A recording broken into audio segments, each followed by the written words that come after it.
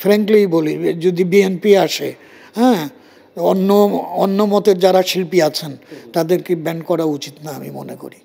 যে আমার কি অপরাধ, আমি এই গানটা লিখলাম বলে আমাকে এইভাবে তার কারণ একটাই কারণ হলো প্রথম বাংলাদেশ শাহনাজ রহমতুল্লাহর গান। আসিফ আকবর, বেবি নাজমিন, মনির খান এদের মতো শিল্পীরা কিন্তু বিগত সময়ে গান গাইতে পারেনি, বা নেন্সির মতো শিল্পীরা। জিয়াউর রহমান সাহেবের যে রুমে বসতেন দোতলায়, মনে হয় দোতলায়, ওনার পাশেই আমারে বসালেন।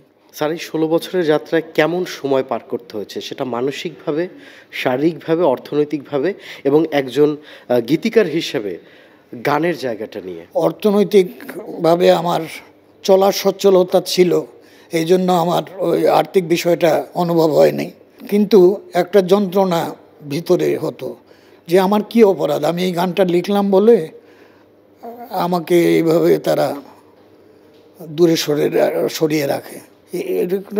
কিন্তু তখন আমি গান লিখতাম, কিন্তু গান লিখলে তো হবে না, গান তো প্রকাশ করতে হবে, তাই না? প্রকাশ না করলে তো মনের জ্বালা মেটে না, তাই না? আপনার মতো একজন কিংবদন্তি মনিরুজ্জামান মনি, আসিফ আকবর, বেবি নাজমিন, মনির খান এদের মতো শিল্পীরা কিন্তু বিগত সময়ে গান গাইতে পারেনি, বা নেন্সির মতো শিল্পীরা। আপনারা আরেকটা তথ্য দিই, প্লিজ স্যার। শাহনাজ রহমতুল্লাহ যতদিন জীবিত ছিলেন, হ্যাঁ, তারা কিন্তু রাষ্ট্রীয়ভাবে কখনো ডাকা হয় নাই। তার কারণ একটাই কারণ হলো প্রথম বাংলাদেশ শাহনাজ রহমতুল্লাহর গান।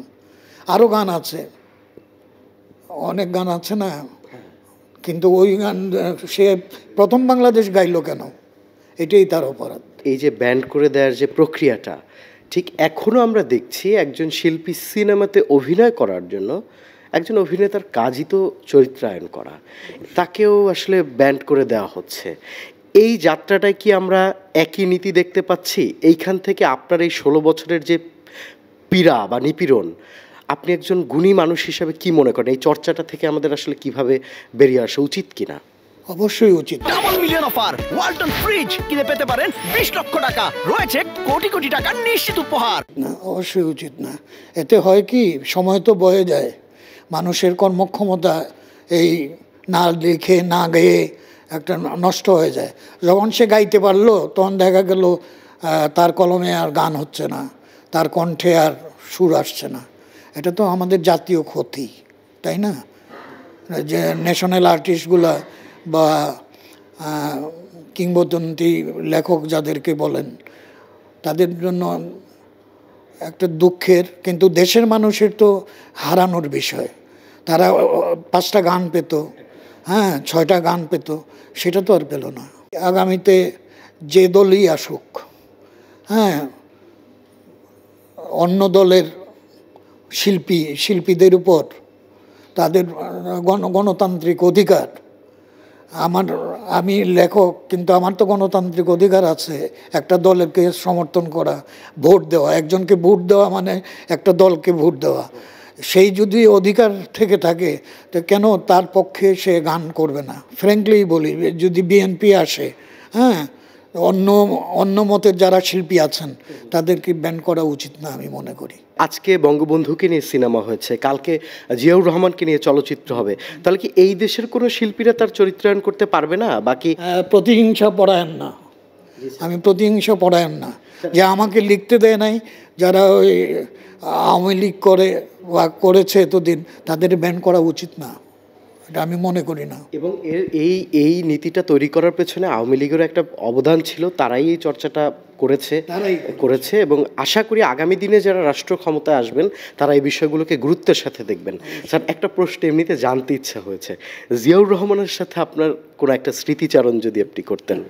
আমার ওনার সাথে 2বার দেখা হয়েছে আর কি।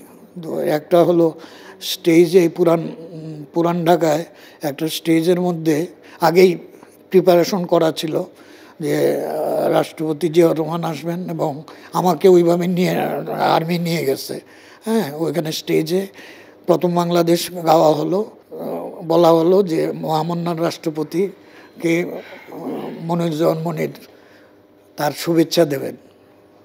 আমি উঠলাম, তারা ফুল টুল দিল, এই একটা।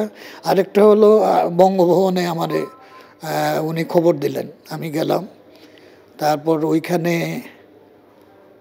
ওইখানে যাওয়ার পর উনি বার হচ্ছিলেন, তারপর ওই যে আর্মি বলল যে স্যার মনিরুজ্জামান মনির, তখন উনি বললেন যে আমাদের সাথে নিয়ে আসো।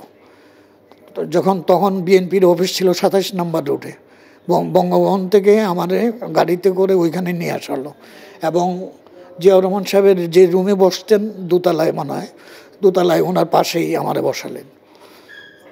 তারপরে উনি মিটিং টিটিং করলেন। তারপরে আমাকে প্রথম বাংলাদেশ গানের জন্য একটা কাগজ দিলেন, 20,000 টাকা দেয়া হোক। হ্যাঁ, যাই হোক, আমি এটা নিলাম। তার চেয়ে বড় কথা হলো, আমি যে শিল্পকলায় চাকরি করতাম, হ্যাঁ, আমি কিন্তু কোনো ইন্টারভিউ দিই নাই, কোনো কিছুই করি নাই। জিয়াউর রহমান সাহেবের নির্দেশে আমি ওইখানে জয়েন করি এবং দীর্ঘদিন চাকরি করি, এখন রিটায়ার্ড হয়েছে আর কি। এ হলো আমার সুখের স্মৃতি। স্যার, এই নতুন বাংলাদেশে আমার শেষ প্রশ্ন, আমরা যে নতুন একটা যাত্রা বলছি, সেই বাংলাদেশের কাছে আপনার চাওয়া কি? বাংলাদেশে আমাদের তো সময় চলে আসছে, কিন্তু রাজনীতি যারা করে তারা রাজনীতিই করা উচিত। যারা শিল্পী, সে গান গাওয়া উচিত, লেখক লেখা উচিত, যার যে কাজ সেটা করা উচিত। সেটা যদি আমরা না করি, বিশেষত ক্ষমতার প্রলোভনে মেতে উঠি, তাহলে দেশের মানুষের জন্য ভালো হবে না।